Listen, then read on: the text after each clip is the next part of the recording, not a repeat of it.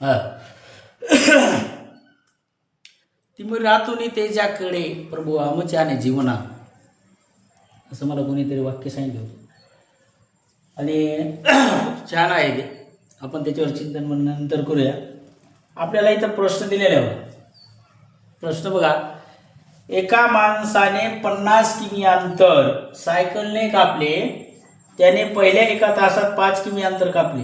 लगतच्या प्रत्येक तासात त्याचा वेग, म्हणजे जो काय सायकलला अंतर कापत होता त्याचा वेग 1/4 किमी तासाने कमी होतो, तर त्याला 50 किमी अंतर कापण्यासाठी किती वेळ लागेल, असा प्रश्न या ठिकाणी तुम्हाला दिलेला आहे. हा प्रश्न आपल्याला सोडवायचा आहे. हा प्रश्न आपल्या प्रश्नपत्रिकेमध्ये दिलेला होता. या प्रश्नामध्ये तुम्हाला 50 किमी अंतर सायकलनं कापले, त्याने पहिल्या एका तासात 5 किमीचा वेग दिलेला आहे. लगतच्या प्रत्येक तासात त्याचा 1/4 किमी तासाने वेग कमी होतो, त्याला 50 किमी अंतर कापायचं आहे. आपण पाहिलं बरोबर की 50 किमी वेग त्याला या ठिकाणी आपल्याला दिलाय, आपल्याला काढायचा आहे, तो आपण काढणार आहोत. आता काय करायचं बघा, सर्वप्रथम आपल्याला जे दिलेले इथं काय करायचं, तुम्हाला काही सूत्र घ्यायचे. ते सूत्र काय, आता आपल्याला इथे याची किंमत किती दिलेली आहे, 5 किमी तास. एका तासात तो 5 किमी गेला, म्हणून इथं ये बरोबर आपली किंमत किती आली, 5 आली. आता यस किती काढायचं आपल्याला, यस एन किती किमी गेला तो, 50 किमी, बरोबर ना. आणि डी म्हणजे तुमचा डिफरन्स किती आला, त्याचा 1/4 तासाने तो कमी कमी होत गेला, म्हणून तो आपल्याला तिथं काढायचा. एकूण अंतर कापण्यासाठी तासांची जी संख्या आपल्याला दिलेली आहे, जे काय त्यानं त्या तासामध्ये त्या वेळेत ज्याने काय काढलेलं आहे, तर त्या तासाच्या संख्येला आपण एन मानू. काय करू, त्याला एन मानू. आता हे एन कशासाठी, आपल्याला प्रतिवेग त्याचं काय अंतर कापण्यासाठी एकूण वेळ लागलाय, एकूण अंतर किंवा एकूण जो काय वेळ लागलाय, वेळ तर आपल्याकडे दिलेला आहे.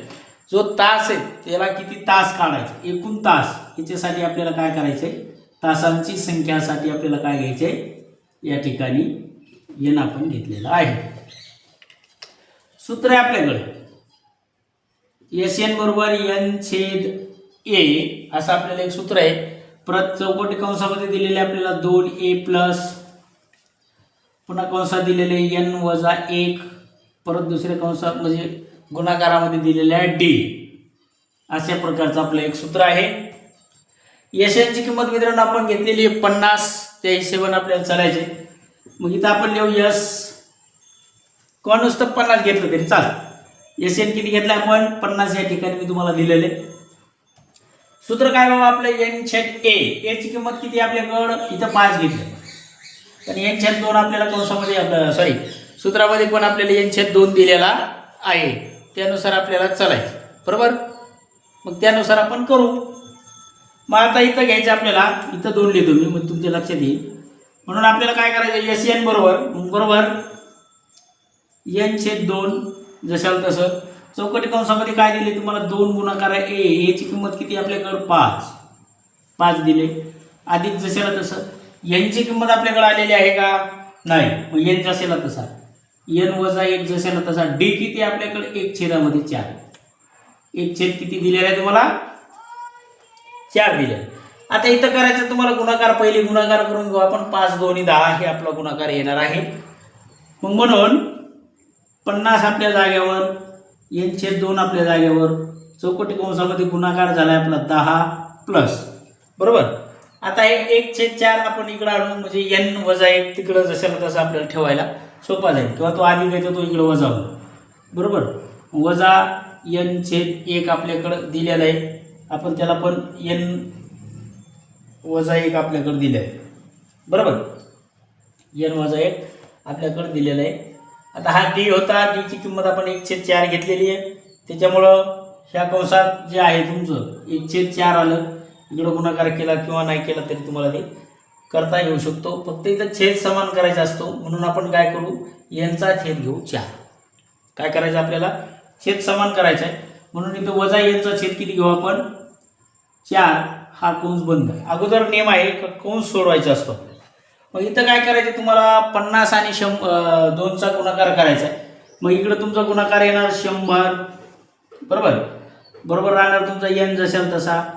आता या चौकटी कंसामध्ये काय झालेले ते आपल्याला घ्यायचे. आता इथं जर आपण गुणाकार सॉरी कुठं चुकायला की बघू दे मला. 5 2 10 जसेल तसं आलं. 1 आपण हे मागचं पुढे घेतलं n चा छेद 1 घेतला 4. आपल्याला छेदामध्ये वजा n छेद 1 मानलंय आपण जसं तसं. आता इथे जर गुणाकार केला आपण तर 40 आणि 10चा तर 40 यायला प्रति याच्यामध्ये घ्यायचा आहे. म्हणजे आपल्याकडे काय येईल बघा यांचा गुणाकार करा तुम्ही 4 आणि 10चा. ते गुणाकार येणार आहे आपल्याकडे 41 छेदामध्ये 4 वजा n छेद 4 जशाला तसा राहणार. आता हे झाला कंस, कारण आपण इथं गुणाकार केला त्याच्यामुळे आपल्याला कंसात गुणाकार करणं खूप गरजेचं आहे. आपण तो केलेला आहे. आता काय राहिलं आपल्याकडं, आता छेद सारखा करायचा आहे. मग म्हणून आपण काय करू 100 बरोबर n जशाला तसं. आता चौकटी कंसामध्ये आपल्याकडे संख्या राहिली 41 वजा n छेदामध्ये 4 हा चौकटी कंस तुमचा बंद. इथपर्यंत आलं का लक्षात बघा. आपल्याला पुढे कंटिन्यू करायचं आहे. आता काय कंस आणि कंसाच्या बाहेरील आतील ज्या काही संख्या आहेत त्यांच्यामध्ये काय होत असतो गुणाकार. हे तुम्हाला माहित आहे.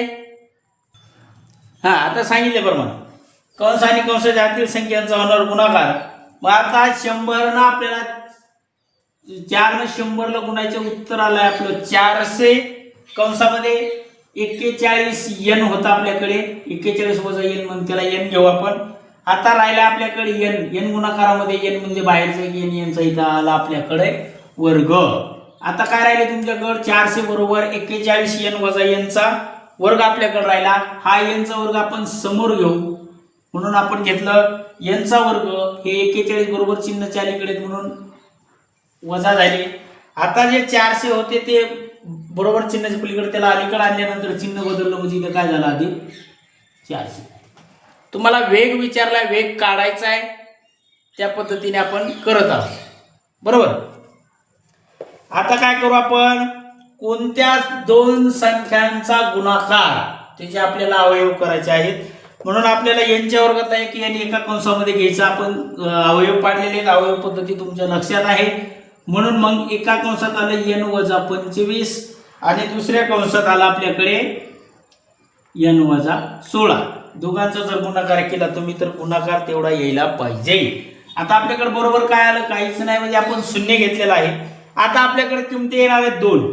आता हिला कंसाच्या बाहेर घेऊ. इकडे झालं n वजा 25 बरोबर शून्य घेऊ आपण आणि इकडे कंसात किंवा त्याला r म्हणतो. n चा वजा होता 16 म्हणून वजा 16 बरोबर 0. आता 2 किमती येणार आहेत. 2 अवयव तुमच्याकडे येणार आहेत. इथं अधिकचं वजा होणार आपलं वजाचा अधिक होणार म्हणून n बरोबर आलं 25 किंवा इकडे n वजा आहे. n बरोबर इकडे पण घ्यायचे आपल्याला 16 म्हणजे बरोबरच्या चिन्हाच्या नंतरची संख्या हे जे शून्य आहे ते काढून टाकला. आपल्याकडे आलेल्या आहेत 2 किमती. n बरोबर एक 25 आहे. जर बघा आता इथे लक्ष द्या. जर n बरोबर 25 ही किंमत जर तुम्ही घेतली तर वेग ऋण होईल. ही जर किंमत तुम्ही घेतली तर जो येणारा काय वेग आहे ते तुमचा ऋण होईल. म्हणजे हा काय झाला आपल्याकडं ऋण 25 होईल. मग आपण n बरोबर 16 हे वजा या अधिक करायचं. मग n बरोबर 16 जर घेतली तर ते ऋण होईल का नाही. मग 50 किमी अंतर कापण्यासाठी 50 किमीचं जे अंतर आहे ते कापण्यासाठी लागणारा वेळ विचारला. तर लागणारा वेळ किती तास. मग ही तासात घ्यायचं. मग लागणारा कापण्यासाठी लागणारा वेळ आपल्याकडे आला 16 तास किंवा किमी तास प्रति किमी तास काय आहे ते आपल्याला दिलेलं प्रश्नामध्ये बघायला. तर इथं 16 तास लागतील. त्याला किती लागेल वेळ त्याला 16 तास 50 किमी अंतर कापण्यासाठी. इथं जर हा 25 असता तर 25 दोन्ही 50 झालं उत्तर आपलं, पण 25 हा ऋण आहे, इथं आपण पाहिली, इथं पाहिजे म्हणून आपण बरोबर शून्य काढण्यासाठी बरोबर दोन्ही संख्या घेतल्या होत्या. ही ऋणच राहणार आहे, ही वजाची अधिक होणार आहे, म्हणून 1685 अशा प्रकार. आता इथं 25 आणि 16 जर तुम्हाला गुणाकार करायचे, ते गुणाकार तितका येतो का हे तुम्हाला बघायचंय. अशा प्रकारे आपला हा प्रश्न होता. पुढचा एक प्रश्न मी तुम्हाला देणार आहे. एका अंकगणित श्रेणीच्या यम व एन या पदाच्या बेरजेचे गुणोत्तर यम वर्ग तसंच एन वर्ग असेल तर एमवे पद व एनवे पद याचे गुणोत्तर तुम्हाला दिलेलं आहे.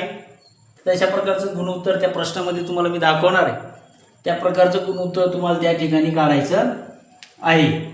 बरोबर, हे प्रश्न तुम्ही सोडवायचे. लाईन गेलेली आहे त्याच्यामुळे थोडं इकडे लक्ष द्या, माझ्याकडनं का बघू. बोर्डावरला दिसते का रे?